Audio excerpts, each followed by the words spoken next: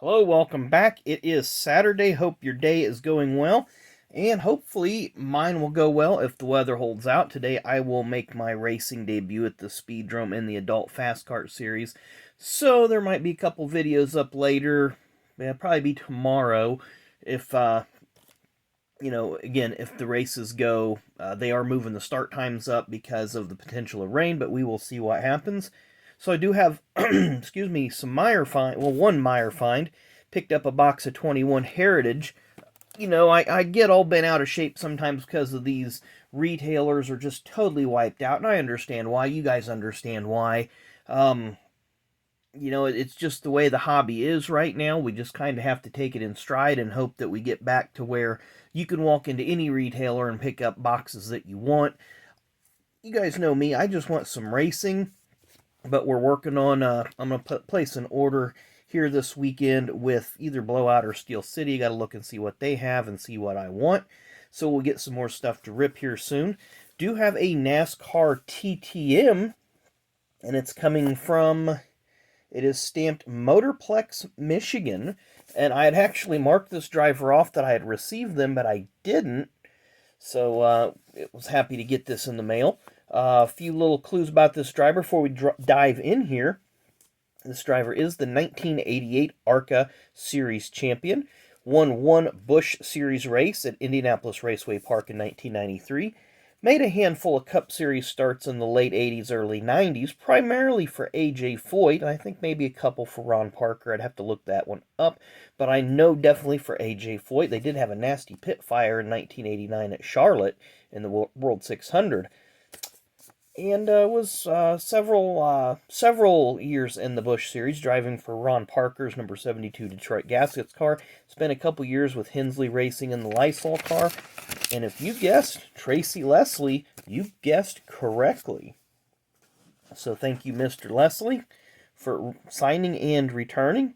So this is the 97 Fleer Ultra update. This is the 63 Lysol car, owned by Hubert Hensley. Hensley Racing, there you see. Jeff Hensley was the crew chief. I believe Jeff is the crew chief now. I know he's in the truck series, but I can't remember what team he was with. ThorSport for a while. Here's a 93 Maxx. Ron Parker was the owner of this team. Ron Parker was also an owner or a figure in Detroit Gasket. There's another one, early Busch Series. There you see the Detroit Gasket logos on the sleeves there. And the final one from 1991 Maxx. Again, very clear. You can see the Detroit Gasket and the DG logo.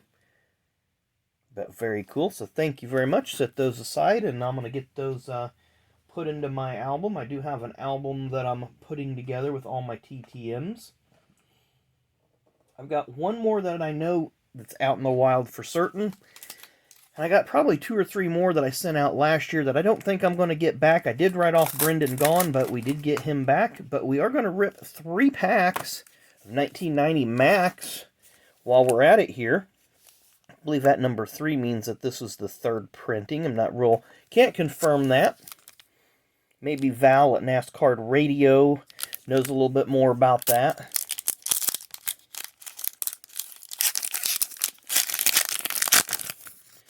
But we're going to dive right in head first. And how ironic, we just spoke of Hubert Hensley. Here's Jimmy Hensley. Jimmy drove for that team in 1986, I believe, because 1985 he was driving the Thomas Brothers car after Sam Ard was injured. Les Richter, and I do have a couple of Les Richter LA Ram football cards. Les did play for the LA Rams back in the day, but he was one of the high-ranking NASCAR officials. There's Harry Hyde. Harry should be, in my opinion, in the Hall of Fame, one of the greatest crew chiefs of all time. Doesn't have a win rate that shows for it. He did win the 71 championship with Bobby Isaac. I'm sorry, the 70 championship with Bobby Isaac in the K&K car. Billy Engel, this is when he was with the Country Time team for Michael Waltrip. Billy in 1996 moved to Diamond Ridge Motorsports to pursue a driving career. Ran a few Busch Series races there, but never materialized. Longtime Busch Series competitor Tommy Houston. His son Andy Houston ran for Cup Series Rookie of the Year in 2001. Rick Mast, longtime Busch Series and Cup Series driver. Bobby Hamilton. I believe Bobby passed away in 2007, but Bobby won his first career Busch Series race at Richmond in 1989 and was the 1991 Cup Series Rookie of the Year. Gentleman Ned, can't say enough about Ned, 1961 and 65 Cup Series champion, and his son Dale won the Cup Series title in 1999. Chris Economaki, I believe he was born in 1928. Let's check that. 1920, wow. He'd be over 100 years old if he was still living, but one of the greatest reporters of all time, pit reporter, commentator, was the editor of National Speed Sport News for many, many years. So Chris Economaki, go back and listen to some of his commentary. Really, really good stuff. Barney Hall, passed away a few years ago, lead anchor for MRN for many years. Race number 1 from 1989, there's DW doing the Icky Shuffle in Victory Lane, named after Icky Woods. 1989 Cup champion Rusty Wallace. Can't tell who that is there, but I'm pretty sure that's Barry Dodson. That might be Jimmy Maycar there, who's currently with Joe Gibbs Racing. Race number 25, that's going to be Charlotte, is it not? Looks like a Charlotte grandstand in the background, so it's going to be the All-Pro 500. Yeah, he did break that camshaft. Forgot about that. I was thinking it was the race that he dropped the tires, but which I think it was too. Race number 19, this is going to be Michigan. Rusty won the Champion Sparkplug 400.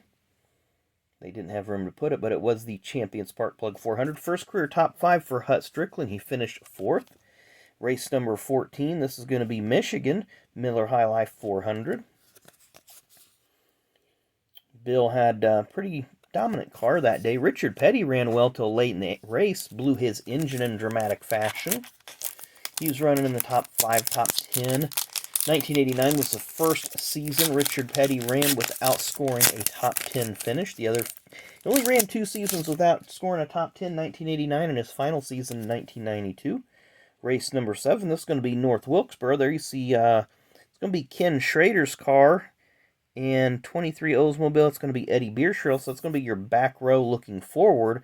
Bobby Hillen failed to qualify, and Phil Parsons both failed to qualify for this race. Phil actually started a car number 60 that was qualified by Rodney Combs. I honestly can't remember the owner, but Bobby's team did not make the race. Richard Petty, there you see Mark Martin's hood in the background. It's a nice car. This would be one to get TTM. Phil Parsons, very rare to see Phil Parsons with any Kodak material, because he ran 3 races with the team and was released, rumored to have bad eyesight as he had cataract surgery in the offseason in 89 into 1990. He had 2015 vision, he said in some interviews, but many teams considered him damaged goods. Just spoke of Bobby Hillen, longtime driver for the Stavola brothers. Mickey Gibbs drove a family-owned entry during this time in NASCAR. Won a couple Arca races. Bob Whitkin owned car number 10. Derek Cope drove it to a 1990 Daytona 500 win and a 1990 win at Dover. Cliff Champion, got a good series on him on the Scene Vault podcast. You guys need to listen to this interview. I think it was a 2 or 3 part interview that he talked about his career. And he jumped around a lot from team to team and had a successful business, and then tragedy happened with that, but it's a very, very good story. I recommend everybody listen to that one. Dale Jarrett, again, we mentioned him, 1999 Winston Cup champion, driving for Cale Yarborough in 1989. That's why he's in a Hardee's uniform. Harry Gant, 18 career Cup Series wins, 4 in a row in September of 1991. Brandon Baker, this is going to be the son of Buddy Baker.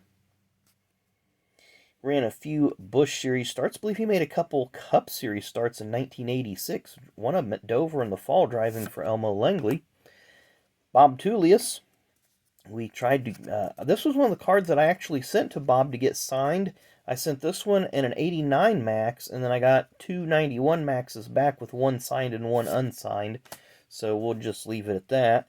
Greg Sachs, kind of a journeyman driver over the years. Mike Beam. Again, Scene Vault podcast just put out an awesome 3-episode series about Mike Beam. Go listen to it. There's a really good story about Kyle Petty and Mike Beam and transporting some beer from Texas that you need to hear. Strickland, mentioned him a few minutes ago, got that first career top 5 driving for Rod Osterland at Michigan in 1989. Leo Jackson was Harry Gant's car owner. There's Brett Bodine driving by. This would have been 1989 at North Wilkesboro, as you can tell, because it says Holly Farms on the wall. Got one more pack before we call it a day.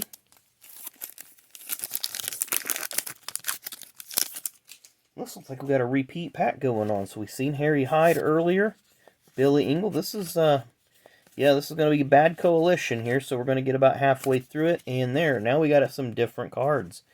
So we got Junie Donlevy, longtime car owner. 1 career win and all them hundreds of starts dating back to the 50s. 1981 at Dover with Jody Ridley. Felix Sabates, who recently retired from the Cup Series as an owner about 4 or 5 years ago. Ernie Elliott, Bill's brother, who was crew chief for Bill for many, many, many years. Billy Standridge, who passed away a few years ago of cancer. Billy ran a salvage yard in North Carolina, made several Cup starts in the mid-90s, several Busch starts in the late 80s to mid-90s. I think he could have done good if he would have just had a little bit better equipment.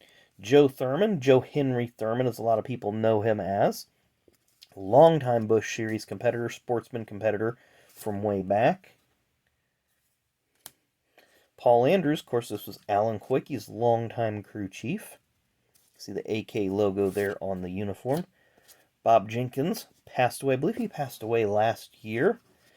Bob was one of the best commentators, color commentators for ESPN and ABC during their NASCAR run. He and Larry Newber ran a show called ESPN Speed Week for a number of years. Ken Squire, Ken's still alive and somewhat well, I guess. Up in, where's he from? I know he's from Vermont. Barry, Vermont, I believe, or Stowe, Vermont. Mike Joy, look at that. Mike Joy, what was this, 32 years ago, pit reporter for TBS Sports. Now he's lead anchor for Fox. And our final card of the day is Winston Kelly, who's now in charge of the NASCAR Hall of Fame. This was during his MRN days. He was a long-time pit reporter for MRN. So a lot of nice cards there, a lot of Hall of Famers, a lot of good TTM material. I'm trying to find my stack of where I have these at now. It's over there, so I'll have to do it when I put the turn this off and put the phone away. So anyway, I hope you guys enjoyed today's video. As always, thanks for watching. Make sure you hit that like button, hit that subscribe button, leave me a comment down below. Really, really do appreciate it. So thanks again for watching. Hopefully we do good today in the race, and my wife's going to be doing the pictures and videos, so it's going to be a little bit different. But I'm sorry, just getting a little bit tongue twisted here. Thanks for watching. Enjoy the rest of your Saturday. Come back and see us tomorrow.